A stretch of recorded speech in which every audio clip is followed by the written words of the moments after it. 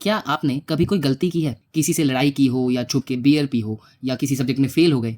ये सोचा है कि गलती करके दोस्तों को बताना कितना आसान होता है ना? बट मुश्किल होता है फैमिली को बताना, पेरेंट्स को बताना। पर ऐसा क्यों? क्यों हम किसी की भी उम्मीद तोड़ने से नहीं डरते पर अपनी फैमिली की, अपने पेरेंट्स की उम्मीद तोड़ने से डरते हैं? क्यों एक अंडर कॉन्फिडेंट चुपचाप रहने वाला इंसान भी अपने क्रश के आगे आते ही हीरो बन जाता है? क्यों वो स्मोकिंग की हैबिट जिसे छोड़ना वैसे तो बड़ा मुश्किल लगता है, बट जब गर्लफ्रेंड कहती है तो छोड़ देते हैं? क्यों होता है ये सब? कैसे एक इंसान अचानक से बदल देता है खुद को? क्यों बदल देता है? इतनी शक्ति कहाँ से आती है?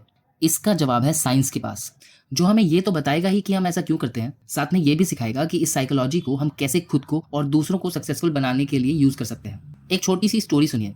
एक एलिमेंट्री स्कूल में फर्स्ट से सिक्स क्लास तक के सभी स्टूडेंट्स का आईक्यू टेस्ट लिया गया। इसके बाद आईक्यू टेस्ट के रिजल्ट्स को देखे बिना हर क्लास में से 20% स्टूडेंट्स को रैंडमली सेलेक्ट किया और बोला कि इन लोगों ने आईक्यू टेस्ट में टॉप किया है। इंपॉर्टेंट ये है कि टेस्ट के स्कोर्स देखे बिना ही ऐसा कहा गया।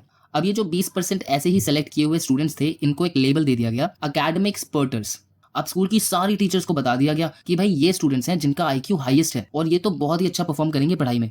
फिर पूरे साल इन स्टूडेंट्स के डेटा को कलेक्ट किया, इनके एग्जाम्स में कितने मार्क्स आते हैं, बीच बीच में आईक्यू टेस्ट लिए तो उनमें कितने मार्क्स आए, बाकी स्कूल में परफॉर्मेंस से रिलेटेड जो भी इन्फॉर्मेशन थी सब पूरे साल तक कलेक्ट की गई। एक साल बाद एक्सपेरिमेंट के रिजल्ट सामने आए। सेम आईक्यू टेस्ट फिर से किया गया जो स्टार्टिंग में किया गया था और फर्स्ट से लेकर 6 तक के सारे बच्चों ने फिर से वो टेस्ट दिया। सारे स्टूडेंट्स ने ऑलमोस्ट 8 पॉइंट ज्यादा स्कोर किए, मगर सभी एकेडमिक स्पर्टर्स ने, यानी कि वो रैंडमली सेलेक्टेड 20% बच्चे, उन सब ने ऑन एन एवरेज 12 पॉइंट ज्यादा स्कोर किए। जबकि हम सबको याद है कि ये सभी एकेडमिक स्पर्टर्स एक्चुअली में हाईएस्ट आईक्यू वाले स्टूडेंट्स नहीं थे, क्योंकि जब इनका सिलेक्शन किया गया था तो आपको याद होगा कि मैंने कहा था कि आईक्यू टेस्ट के मार्क्स को कंसिडर नहीं किया गया था। फिर भी इन सब के मार्क्स बाकी स्टूडेंट्स के कंपैरिजन में ज्यादा क्यों थे? अब इसके बहुत सारे रीजन सामने आए, जैसे कि टीचर्स की एक्सपेक्टेशंस। जब टीचर्स को पता चला कि ये स्टूडेंट्स ज्यादा अच्छा परफॉर्म करेंगे तो उनकी एक्सपेक्टेशंस बढ़ गई और स्टूडेंट्स को ज्यादा मेहनत करनी पड़ी टीचर्स की उम्मीद पर खरा उतरने के लिए। टीचर्स ने भी इन स्टूडेंट्स को ज्यादा चैलेंजेस दिए, ज्यादा पॉजिटिव फीडबैक दिया और बुरी परफॉर्मेंस पर भी ज्यादा मोटिवेशन दिया। ऐसे और भी काफी रीजन हो सकते हैं, बट सबसे इंपॉर्टेंट रोल प्ले करने वाला रीजन जो हमें बेहतर बनाने में हेल्प करता है वो है उम्मीद।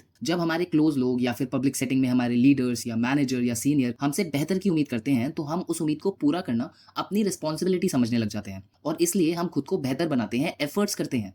सबकॉन्शियसली हम खुद को उनकी उम्मीदों पर खरा उतारना चाहते हैं और ये कॉमन ह्यूमन साइकोलॉजी है। इसलिए कहते हैं ना कि आपका फ्रेंड सर्कल आपको डिफाइन करता है। अगर आप हमेशा कंप्लेनिंग लोगों के बीच में रहते हैं तो आप खुद भी उनके जैसे बन जाएंगे, बट अगर आप सक्सेसफुल लोगों के साथ रहते हैं तो उनकी नज़रों में खुद को बेहतर दिखाने के लिए या फिर कॉन्स्टेंटली उनकी एक्सपेक्टेशंस से आप खुद भी सक्सेसफुल बन जाएंगे। अब ये समझने के बाद मैंने खुद से वादा किया है कि आज के बाद मैं ये हमेशा याद रखूंगा कि मैं किसी बच्चे से या किसी इंसान से उसकी गलती पर कैसे पेश आता हूँ। किसी के फेलियर पे ये कहना कि तुम हो ही लूजर, या फिर ये कहना कि मुझे पता है कि तुम्हें पोटेंशियल है, जब तुम जिद पर आओगे तो कोई तुम्हें हरा नहीं सकता। इन दो रिएक्शन से हम किसी की लाइफ को दो डिफरेंट डायरेक्शन में भेज सकते हैं। और हाँ, ये खुद पर भी लागू होता है। खुद से बेहतर की उम्मीद करिए, खुद का सर्कल ऐसे लोगों से बनाइए जो आपसे ज्यादा उम्मीद करते हो, जिनको आपके अंदर पोटेंशियल दिखता हो, और तभी आप एक्चुअली में उस पोटेंशियल को अचीव कर पाएंगे। हमेशा याद रखिए, it can be a bad day but not a bad life. इस एक्सपेरिमेंट का नाम है Pygmalion in the classroom study.